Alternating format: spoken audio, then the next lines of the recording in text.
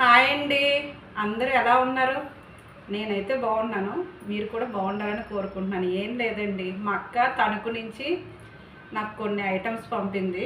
అవేంటో మీకు చూపిస్తాను, రండి ఒకసారి చూడండి. ఆవకాయ, ఇదొక రకం ఆవకాయ, ఇదొక రకం ఆవకాయ, పచ్చి ఆవకాయ అండి. నెక్స్ట్ ఇంకా వేరేగా చేగోడిని కూడా పంపింది, పప్పు చేగోడిని. పిల్లలైతే కథం చేస్తారు. ఇవి ఒక ఐటమ్. తర్వాత స్పెషల్గా అక్కడ బెల్లం పూతరేకులు అంటండి, భగవాన్ పూతరేకులు అంట. అవి కూడా తీసి పంపింది అక్క. ఇవి ప్యాకింగ్ చేసి ఉన్నాయి చూడండి, చాలా బాగుంటాయంట అక్క. నిజంగా నేనైతే తింటాను.